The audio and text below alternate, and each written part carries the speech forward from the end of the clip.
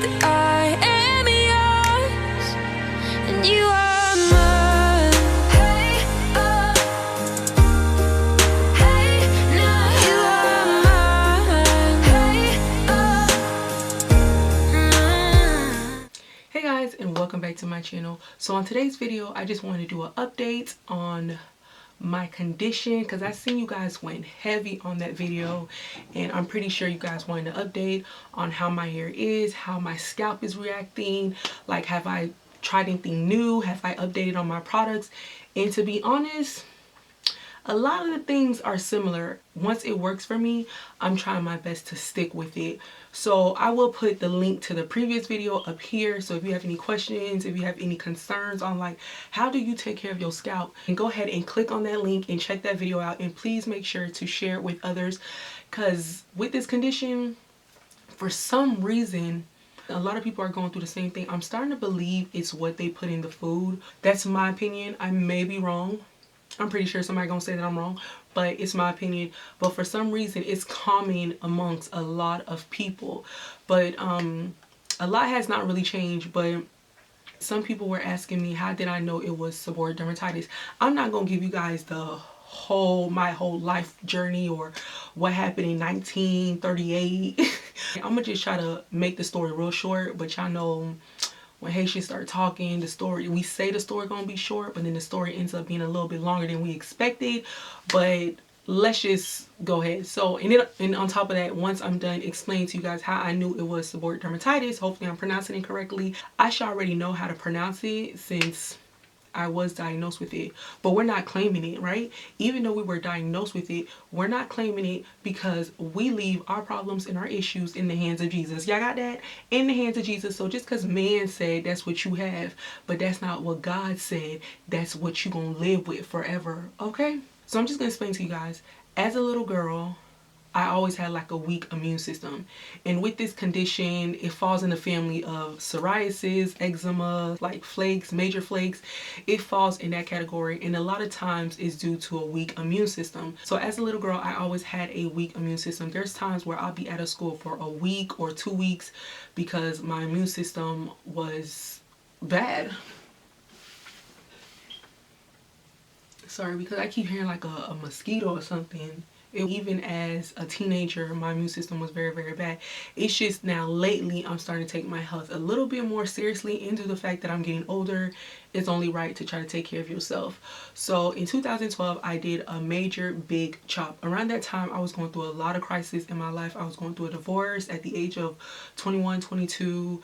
I had to move back to my mom's house. It was just so many things going on. So my friend, as if you guys watch my previous videos, my friend came over and I told her, you know what, I'm done with, I'm just done with my hair. I'm done with the relaxer, because growing up, ever since I was in the 4th grade, I always put relaxers in my hair. So from the 4th grade to 2012, I've been always putting relaxers in my hair. And the fact that I had a weak immune system, when I would get fevers, my mom would always, Haitians, I'm not sure if it's only Haitians or if it's like an island thing. I don't know. I can't really say, but we've been doing this ever since we were little. But many times when we'll get a fever, my mom will always get like leaves from the orange tree, and from that orange tree she'll boil it. She'll boil the leaves, and once boiling the leaves, she'll put the water in a bucket, and we would have to take a shower with the water that the leaves were boiled in, and that really works. So if you have a fever, find an orange tree, get their leaves, pick it out, boil the leaves, and that, don't be like, oh, that's just some Haitian remedy, no, it really does work. So with that always happening, due to the fact that I had a weak immune system, I got tired of putting relaxers in my hair, because I was like, oh, I'm always getting sick. I put a relaxer 2 weeks ago, and the next minute I had to wet my hair, because you have to pour the water from the top of your head, basically soak your whole entire body. So 2012, I did the big chop. I cut my hair off, and I was like, you know what, I'm gonna just start wearing wigs. One thing I did wrong while wearing wigs is that I would work out with my wigs. I would go to sleep with my wigs. It's the reason why is like I will sew my wigs down, and so many times like my hair would be sweating underneath the wig, like I wasn't washing it as much as I should. It just got extremely nasty. But one day, I believe it was like what, the year 2013, 2014, one day I took a picture because my hair started to grow, and I was like, oh, let me take a picture of my hair. So when I took a picture, and I'm gonna post that picture somewhere here, when I took the picture, I realized in the picture I had like a white ashy spot in the back of my head. I didn't take that seriously because I was like, okay, maybe it's just flakes, I gotta get ready to wash my hair, blah blah blah blah blah. So then with that being said, I basically ignored it. I just thought it was flakes. I didn't take it seriously. So I'm gonna just jump ahead. So in the year 2016, I was laying down. I got extremely sick, like once again getting sick for like 2 weeks, and I'm laying down and I'm just like, oh, like scratching and scratching and scratching and scratching, like I'm going crazy, like, oh, my hair is itching, like it's, oh, like what's wrong with my hair? And I'm just like scratching. I'm like, oh, like what's wrong with my hair? I got up, looked in the mirror, I took another mirror, and I looked back and I seen like it was, guys, it was so disgusting that I wanted to gag. It was so flaky. It came from like here to the back of my scalp. And I was like, what in the world is this on my head? I'm panicking. I'm panicking so much that I get a comb and I'm like, I'm scratching it so much, and it's flakes just falling, and it's like to the point that I grew a scab. It started to bleed. I got a sharp, one of them skinny combs that you straighten your hair with, and I'm just scratching. I jump in the showers. I'm trying to wash my hair, and it's like still there. And I was like, what is this? So I'm calling my mom. I'm like, Mom, there's something white and patchy on my head, and I keep scratching it. It's flaking. So you know me, I'm not an MD. I'm not a physician. So I'm like, okay, let me hurry up and go on Google, which Google, it can help, but don't ever get your final answer off Google. Actually seek a physician, then make your decision. You get what I'm saying? But I'm going because, you know, Google can scare you a little bit. So I'm thinking like, oh my goodness, I have psoriasis. I'm calling my husband, I'm calling my mom, I'm calling my sister, I'm sending pics to like my friends that know about hair. My mom was like, you need to go seek a dermatologist. So I went to the dermatologist, and the dermatologist diagnosed it as seborrheic dermatitis, a seborrheic dermatitis, or whatever. So she gave me a shampoo, which I'm pretty sure I mentioned that in one of my old back in the days videos. So she gave me a shampoo. It starts with a K. I can't pronounce it. But she gave me a shampoo, and I started to use it for 2 weeks. But while using that shampoo, it did get the job done, but my natural hair was becoming extremely dry. So I called her and I was like, you know, the shampoo's working. Like, my scalp seems to be clean, but you're telling me that I should wash my hair at least 2 to 3 times out the week. You know, my hair is natural. Like, we need the oils with this shampoo. Is drying out my hair. And so I was like, After that month, and when I realized that that bottle was done, I was like, I'm not going back. And I'm like, let me just start YouTubing, let me start Googling, and let me just start doing more research. And I'm like, let me see if I can find like a natural way instead of putting these strong chemicals in my hair. But that's the reason I stopped putting relaxers in my hair. I no longer wanted, you know, strong chemicals in my hair. I started searching things for psoriasis. I started searching things for eczema. I started searching things for seborrheic dermatitis, because I'm like, they all fall kind of in the same category.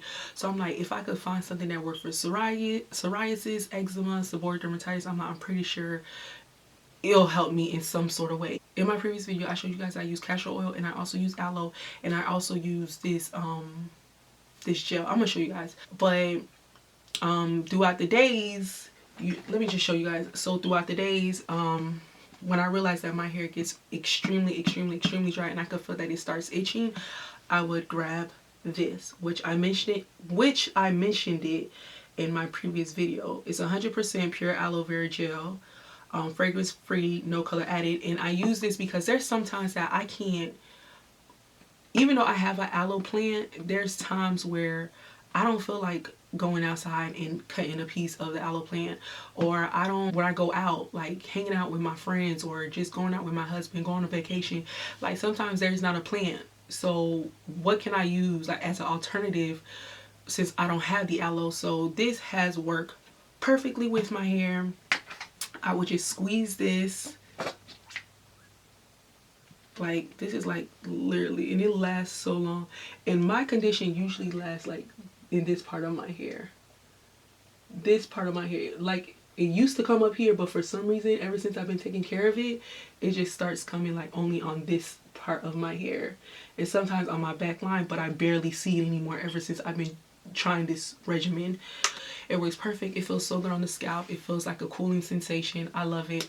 And I'm not gonna stop using it because this is like my go-to. Like, I take it out with me if I'm going on vacation. If I'm doing something, I'll probably pour in a little jar, or I'll take the bottle with me, and when I feel that it's starting to itch, I'll just like rub it on there and it literally like goes away. You can apply this morning and night. I used to do it morning and night, but now I really just do it at night. So with the castor oil, I still use the castor oil. And guys, I love this castor oil. I bought it up in I bought up this castor oil in one of my favorite staples, and it's the Kate Blanc Cosmetic Castor Oil Certified Organic, and I love this. With this, I have seen a major difference in my hair. My hair has grown so much. My hair is so much healthier, and my scalp loves it, and it's not heavy, and that's what I love about this castor oil. It's not heavy at all. Some of these products you guys have already heard of, but for the people that's, you know, struggling with this condition, yeah. And I know a lot of times, because I was watching this one guy and he was saying stay away from oils, but my scalp is dry and I need oil, you know. Like, I can see why he says stay away from oils, because certain oils, it can make the condition even worse and make it more inflamed. But this right here is so light. My hair loves it. I love it. We've been going in, like, you've been looking at it. It's been looking out for me heavy. So I would apply that throughout my hair. And another thing that I started to do, which I am in love with it, I am totally in love with it, is I would get peppermint oil.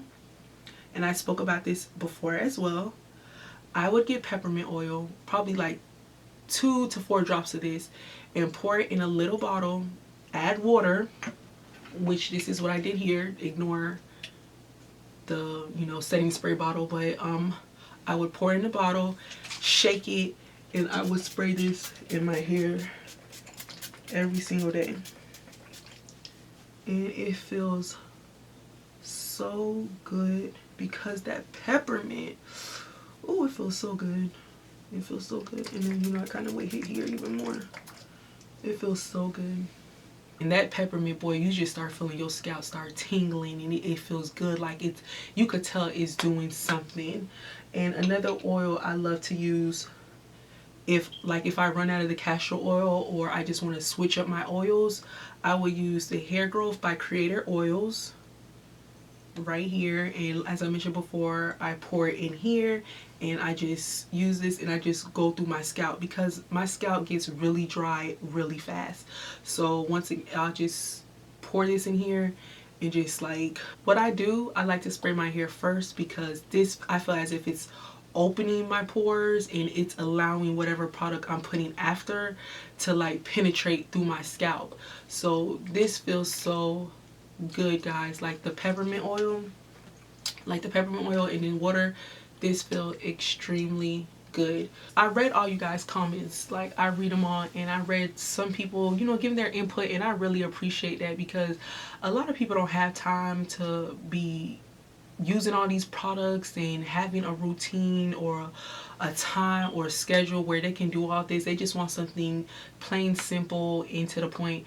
But I'm telling you guys, if you guys continue to do this current regimen where you can use the aloe plant, like do pre-poos with the aloe plant, or, you know, just get the aloe plant and rub it through your scalp and eventually wash your hair. But I started to use this as an alternative. And I had these braids in my hair, and it's going on 3 weeks, and I haven't washed my hair yet. And my hair looks kind of frizzy, but like my scalp, you wouldn't even tell that. I'm pretty sure you guys can't see my scalp, so I don't know what I'm doing, but no one has came up to me, and you know, with these braids, people can see your scalp like, damn. No one has came up to me like, oh girl, your hair's so flaky, or I haven't been scratching tremendously. I haven't been scratching like crazy. And I've been doing that for a good while, which just because you don't see it don't mean that it's not gonna pop up. It's gonna be like, hey, what's up, what's good, what's popping, you thought I was gone, now I'm here. But try to do it as much as you can. Even if I don't see it, I told myself, even if you don't see it, keep on doing it. And of course, you have to remember, with this condition, you should be washing your hair. I usually wash my hair at least once a week, but the fact that I have braids in my hair, I'm like, And now that I've realized that my scalp can hold for 3 weeks, I might just start washing my hair every 2 weeks. I don't know, it depends. Maybe. And also, like, you know, all I really do is just put oil in my hair, versus when I'm wearing my wash and goes or wear my hair in a ponytail, I'm adding more products, so that can cause product buildup, which when it's stacking up on your scalp can feel like, I need to breathe, and you know, it just could just start acting funny. And that's probably another reason why it starts to do what it do. But this is what I've been doing, and it's been working for me for months. And if you guys have any questions, feel free to comment down below. You know that I'm always willing to answer you all's questions. You know, I'm not like that, you feel me? I'm not like that. And if you're not a subscriber to my channel, if you like what you see, you enjoy what you heard, feel free to hit the subscribe button and also hit the bell so you're notified every single time I post up a video, and share this video. I love you guys, and I will see you guys all in my next video. Bye.